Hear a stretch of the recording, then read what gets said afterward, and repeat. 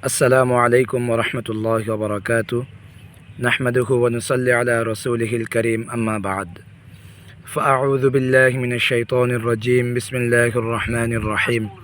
يتلو عليهم آياته ويزكيهم ويعلمهم الكتاب والحكمة. قال رسول الله صلى الله عليه وسلم: طلب العلم فريضة على كل مسلم ومسلمة، أو كما قال النبي عليه الصلاة والسلام. প্রিয় ভাই ও বোনেরা, আজকে আমি আপনাদের সামনে একটি গুরুত্বপূর্ণ বিষয় আলোচনা করব। সেটি হচ্ছে আমাদের জন্য দ্বীনি জ্ঞানকে কেন ফরজ করা হয়েছে এবং দ্বীনি জ্ঞানের কেন এত বেশি প্রয়োজনীয়তা আমাদের জন্য। সর্বপ্রথম আমরা সকলেই আল্লাহকে বিশ্বাস করি, রাসূলকে বিশ্বাস করি এবং আমরা একটি কালিমা পড়েছি, লা ইলাহা ইল্লাল্লাহ মুহাম্মাদুর রাসূলুল্লাহ। আল্লাহ তাআলা ছাড়া আর কোনো মাবুদ নেই।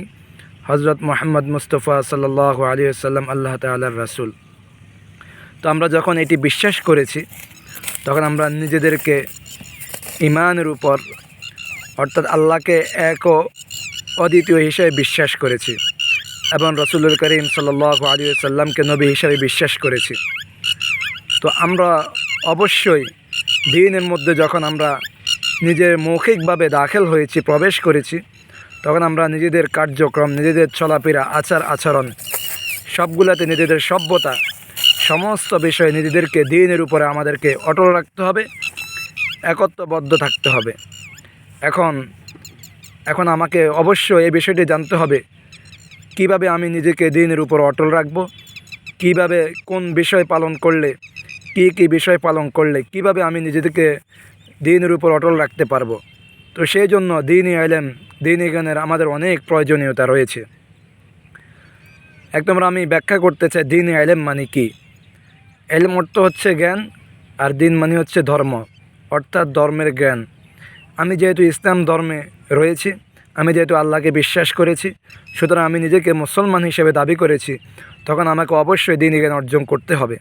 আমাকে অবশ্যই জানতে হবে কোন বিষয় করলে, কী জিনিস করলে, কী কথা বললে, কিভাবে চললে আমি দ্বীনের উপর অটল থাকতে পারবো এবং কী কথা বলার মাধ্যমে আমি দ্বীন হারা হয়ে যাব। অবশ্যই আমাকে এগুলো জানতে হবে। কিন্তু আফসোস আর পরিতাপের বিষয়, আমাদের বর্তমান সমাজে আমরা ঠিকই কালিমা লা ইলাহা ইল্লাল্লাহ মুহাম্মাদুর রাসূলুল্লাহ পড়ি, কিন্তু আমাদের দ্বীনি কোনো জ্ঞান নাই বললেই চলে।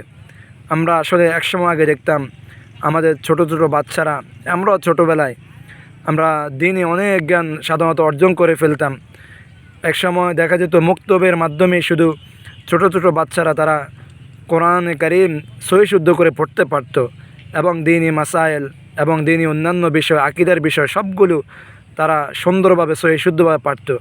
কিন্তু আফসোস আর পরিতাপের বিষয়, আজ আমরা অনেক বড় হয়ে গিয়েছি, অনেক যুবক ভাইয়েরা আছেন, অনেক বৃদ্ধ বাবারা, দাদারা আছেন, আজ ওরা কালিমাটাও ঠিকভাবে পড়তে পারছে না। তো এটার মূল অভাব হচ্ছে দ্বীনি জ্ঞানের অভাব হওয়ার কারণে আজ এই অবস্থা। এই কারণে আমাদেরকে দ্বীনি জ্ঞান অবশ্যই অর্জন করতে হবে। রাসূল করিম সাল্লাল্লাহু আলাইহি ওয়াসাল্লাম হাদিস শরীফে ইরশাদ করেন, তলাবুল ইলমি ফরিদাতুন আলা কুল্লি মুসলিমিন ওয়া মুসলিমাতিন। দ্বীনি ইলম তলব করা, দ্বীনি ইলম শিক্ষা করা, অর্জন করা প্রত্যেক মুসলমান নরনারীর উপর ফরজ। এখন কোন জ্ঞান ফরজ, কোন দ্বীনি ইলম আমাদেরকে অর্জন করতে হবে? ইমাম আজম আবু হানিফা রাহিমাহুল্লাহ বলেন, আমি আমার দৈনন্দিন চলার জীবনে যে সমস্ত বিষয়ে আমি সম্মুখীন হই, যেমন আমি ব্যবসা করি, তাহলে ব্যবসার যে সমস্ত হালাল হারাম যে জ্ঞানগুলো আছে সেগুলো অবশ্যই আমার উপর ফরজ। এরকমভাবে আমি নামাজ পড়ব, আমি রোজা রাখব, আমি হজ করব, জাকাত করব, সবগুলোর পজিটিভ এবং নেগেটিভ বিষয় রয়েছে, দিক রয়েছে, সবগুলোর জ্ঞান পরিপূর্ণভাবে অর্জন করা, জানা, এটা আমার উপরে ফরজ। এরকমভাবে দৈনন্দিন জীবনে আরও যত জিনিস আমাদের প্রয়োজনীয় হয় এবং যত কাজে আমরা লিপ্ত হই, সবগুলোর একটা পজিটিভ এবং নেগেটিভ দিক রয়েছে। এই সবগুলো আমাদেরকে অবশ্যই জানতে হবে এবং সেগুলো জেনে সেগুলোর উপর আমল করতে হবে। বিশেষ করে আকীদার বিষয়, নামাজের বিষয়, হজের বিষয়, রোজার বিষয়, জাকাতের বিষয়। আমাদের আজকে দ্বীনি জ্ঞান না থাকার কারণে আমরা অনেকেই আছি এমন কথা বলে ফেলি যেগুলোর মধ্যে শিরিক অন্তর্ভুক্ত রয়েছে, যেগুলোর মাধ্যমে আমরা ঈমান হারা হয়ে যাচ্ছি, অথচ আমাদের কোনো সাড়া শব্দ নেই, আমরা অনুভবও করতে পারছি না। আল্লাহ তাআলা আমাদেরকে দ্বীনি জ্ঞান সঠিকভাবে অর্জন করার তৌফিক দান করেন। যারা আমরা দ্বীনি জ্ঞান অর্জন করতে চাই, তার একটি অনেক মাধ্যম রয়েছে। তার একটি মাধ্যম রয়েছে মাদ্রাসা, মুক্তব এবং নুরানি মাদ্রাসা রয়েছে।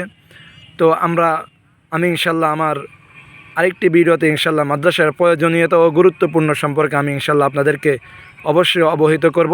আল্লাহ তাআলা আমাদেরকে সঠিক বিষয়গুলি বোঝার তৌফিক দান করেন এবং দ্বীনি জ্ঞান সঠিকভাবে সঠিক মানুষ থেকে অর্জন করার তৌফিক দান করেন। আসসালামু আলাইকুম ওয়া রাহমাতুল্লাহি ওয়া বারাকাতুহু।